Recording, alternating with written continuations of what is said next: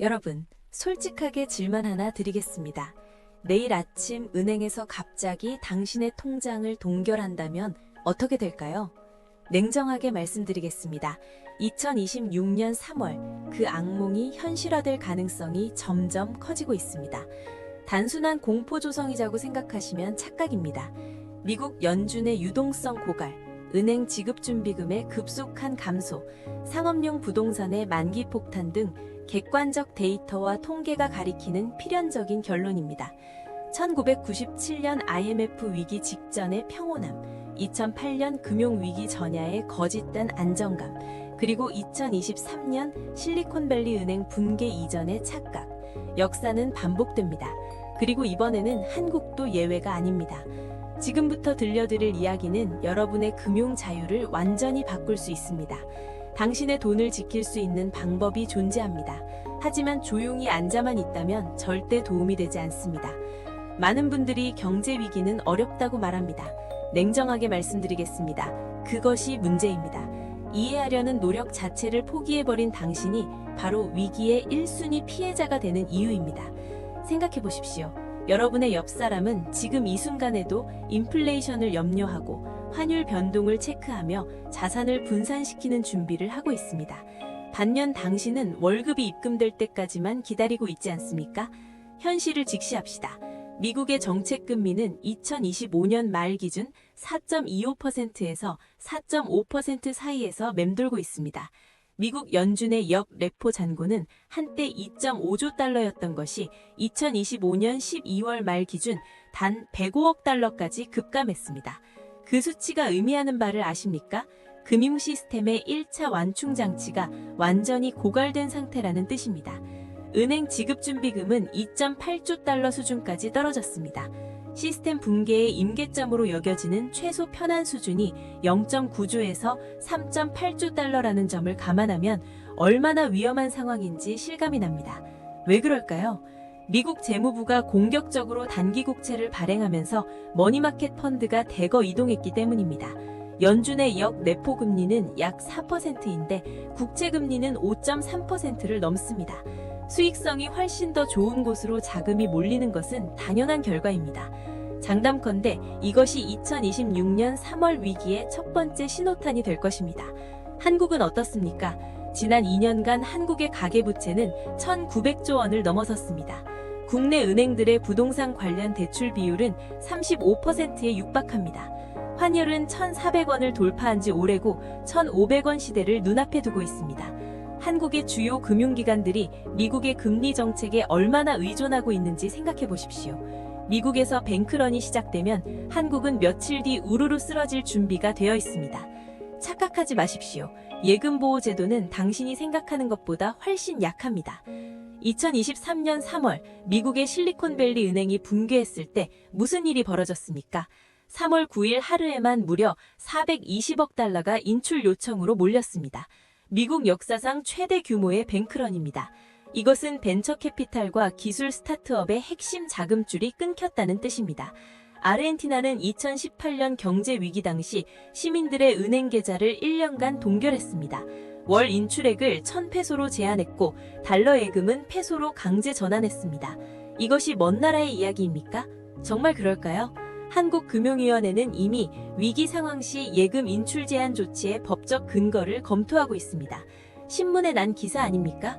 우리는 그것을 조용히 읽고 넘어갔습니다. 많은 분들이 한국의 예금보호제도는 절대 파괴되지 않는다고 생각합니다. 냉정하게 말씀드리겠습니다. 시스템이 붕괴되는 순간 모든 약속은 종이 한 장의 가치도 없습니다. 1997년 IMF 위기 때 얼마나 많은 사람들이 통장이 동결된 경험을 했습니까? 최대 월 300만 원만 인출 가능했던 그 시절 말입니다. 이제 원인을 깊이 있게 분석해 봅시다. 왜 경제 위기가 2026년에 집중될까요? 첫째, 뇌과학적으로 말하면 여러분의 뇌는 기본적으로 변화를 싫어하도록 설계되어 있습니다. 따라서 평온함 속에서 리험의 신호를 읽으려 하지 않습니다. 마치 개구리가 서서히 끓는 물속에서 빠져나가지 못하고 죽는 것처럼 우리도 금리 인상이 서서히 진행될 때는 그것을 위협으로 느끼지 않습니다. 하지만 시장은 이미 임계점을 넘었습니다. 미국의 경기 선행지수가 지난 18개월 중 15개월 동안 하락했습니다. 역사적으로 가장 강력한 경기 침체 신호입니다. 그런데도 미국의 GDP는 여전히 견조한 성장을 유지하고 있습니다. 이 괴리는 마치 배가 이미 침몰하고 있는데 승객들은 아직도 음악에 춤을 추고 있는 상황입니다. 둘째, 사회 구조적으로 보면 저금리 시대에 빌린 천문학적인 빚들이 2026년에 집중 만기됩니다. 상업용 부동산 대출만 무려 9,360억 달러가 2026년에 돌아옵니다. 이 자금들이 고금리 환경에서 재정렬되지 못하면 어떻게 될까요? 부동산 가격이 폭락하고 은행들이 손실을 감당하며 예금자들이 불안감을 느끼고 뱅크런이 발생하는 악의순환입니다. 셋째, 습관적으로 보면 금융기관들이 문제를 연장 후 모른 척 전략으로 미뤄왔습니다. 임시방편으로 문제를 해결한 것처럼 보이지만 실제로는 더 큰 폭탄을 쌓아왔습니다. 마치 빚을 빌려서 빚을 갚는 악순환처럼 말입니다. 언젠가는 반드시 그 종이가 매장되는 날이 옵니다. 그날이 2026년 3월일 것이라는 게 전문가들의 의견입니다. 장담컨대 이 흐름은 이미 돌이킬 수 없는 상태입니다. 여러분의 현황은 어떻습니까? 지금 이 순간에 정말 동결된 계좌의 상황을 대비하고 계십니까? 통계가 말합니다. 한국인의 100명 중 88명은 은행 계좌의 전체 자산의 70% 이상을 보관하고 있습니다. 100명 중 62명은 현금을 집에 보관하지 않습니다. 100명 중 45명은 달러 현금을 한 번도 소유해 본 적이 없습니다. 이것이 의미하는 바가 무엇입니까? 한국 많은 분들이 계좌 동결 위기에 완전히 무방비 상태라는 뜻입니다. 그리고 금융 시스템의 불안정성 심화로 뱅크런이 시작되면 어떤 일이 벌어질까요? 은행의 입장에서는 예금자들의 인출을 막기 위해 일시적인 거래 제한을 시행할 수밖에 없습니다. 법적으로는 긴급 유동성 관리 조치라고 부르지만 현실은 계좌 동결입니다. 의료비가 급해도 빼지 못하고 월급을 받아도 인출할 수 없는 상황. 이것이 당신에게 닥칠 수 있는 현실입니다. 한국은행과 금융당국당돈이 이런 상황에 대한 매뉴얼을 작성했습니다. 그것을 우리는 당연히 알고 있다고 생각합니다. 하지만 진실은 이렇습니다. 정부는 위기가 닥치기 전에 국민을 경고하지 않습니다. 경고는 패닉을 부르기 때문입니다.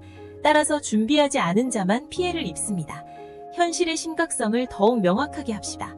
2026년 상반기 미국의 상업용 부동산 시장에서는 최소 100건 이상의 대규모 부도 사건이 예측되고 있습니다. 오피스 빌딩의 공실률은 역사상 최고 수준인 23%에 달하 있습니다. 원격 랩무 확산과 AI로 인한 직원 감축의 이중 타격입니다. 만약 메이저 개발사 중 한 곳이 부도난다면 어떻게 될까요? 그곳의 대출을 담당한 은행이 손실을 입고 그 은행의 예금자들이 불안해하고 뱅크런이 시작되고 다른 은행으로 번집니다. 이것을 뱅크 시스템 위험이라고 부릅니다. 이미 미국의 연방준비제는 스트레스 테스트를 통해 이 시나리오를 시뮬레이션했습니다. 상업용 부동산 가격이 40% 폭락하는 극악한 시나리오에서도 시스템이 견뎌낼 수 있다고 발표했습니다. 하지만 솔직히 묻겠습니다. 그 발표를 정말 믿으시겠습니까? 같은 말을 2008년에도 했습니다. 리먼 브라더스 붕괴 직전까지. 그렇다면 해결책은 무엇입니까? 첫째, 현금 보유 전략입니다. 지금 당장 은행에서 달러 현금을 인출하십시오. 최소 월급의 3개월치에 해당하는 금액을 현금으로 보유해야 합니다. 한국인의 월 평균 가처분 소득이 300만 원이라면 최소 900만 원의 현금입니다. 그중 절반은 달러 현금이어야 합니다. 왜 달러입니까? 환율 급등 시에도 가치가 유지되기 때문입니다. 한국에서 뱅크런이 시작되면 환율은 1,600원을 뚫고 1,700원대까지 갈 수 있습니다. 이 상황에서 원화는 계속 가치가 떨어지지만 달러 현금은 오히려 가치가 올라갑니다. 구체적으로 하십시오. 은행에 가서 매주 금요일에 50만 원씩 달러로 환전하십시오. 12주면 600만 원의 달러 현금을 확보할 수 있습니다. 가방이나 금고에 보관하십시오. 집에 보관할 때는 분산 보관하십시오. 한 곳에만 보관하면 화재나 도난 위험이 있습니다. 부모님 댁, 친구 집, 자신의 집 등 세 곳에 분산하는 것이 기본입니다. 둘째, 자산 분산 전략입니다. 당신의 자산을 은행 계좌에만 의존하지 마십시오. 통상적으로 자산의 30%는 현물 자산으로 보유해야 합니다. 이게 무엇입니까? 금, 은 같은 귀금속입니다. 금의 특성을 이해하십시오. 금은 모든 나라가 인정하는 보편적 가치입니다. 전쟁이 나도 인정되고 나라가 망해도 인정되며 화폐가 휴지 조각이 되어도 가치가 남습니다. 100년 전 100달러는 지금 5달러의 가치도 없지만 100년 전 한 온스의 금은 지금도 한 온스의 금입니다. 구체적으로 하십시오. 지금 당장 금 계좌를 개설하고 월 50만 원씩 적립하십시오. 12개월이면 600만 원의 금을 보유할 수 있습니다. 또한 당신의 자산의 20%는 부동산으로 보유하십시오. 임차인이 있는 소규모 주택이나 상권이 확실한 상가입니다. 부동산은 인플레이션에 강한 자산입니다. 금리가 올라가도 실물 자산의 가치는 유지되거나 상승합니다. 마지막 20%는 해외 주식으로 보유하십시오. 국내 시장이 폭락하는 상황에서도 글로벌 기업들은 살아남습니다. 특히 기술주와 생활 필수품 회사의 주식입니다. 셋째, 금융 기반 분산 전략입니다. 예금을 여러 은행에 나누어 보관하십시오. 한국의 예금보호 제도는 은행당 5천만 원입니다. 만약 당신이 한 은행에 1억 원을 보유하고 있다면 5천만 원만 보호됩니다. 나머지 5천만 원은 사라질 수 있습니다. 따라서 최소 5개 은행에 나누어 보유하십시오. 국책금행 2개, 시중은행 2개, 인터넷금행 1개, 이렇게 분산시키면 최대 2.5억 원까지 보호받을 수 있습니다. 또한 별도로 온라인 수표나 직불카드를 통해 계약금이나 큰 지출을 할 수 있는 체계를 만들어 두십시오. 계좌가 동결되어도 온라인 결제만큼은 가능할 가능성이 높습니다.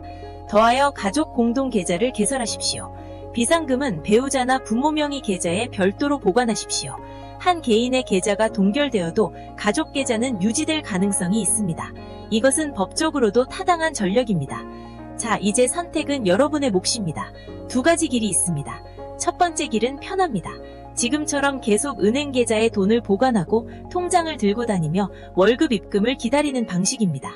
이 길은 편하지만 위기가 터지면 당신은 완전히 무방비 상태입니다. 두 번째 길은 불편합니다. 지금부터 달러 현금을 모으고 금을 구매하고 자산을 분산시키고 여러 계좌를 관리해야 합니다. 매주 은행을 가야 하고 매달 금을 사야 하고 계좌를 여러 개 관리해야 합니다. 하지만 이 길을 가는 사람들은 위기가 터졌을 때 생존합니다.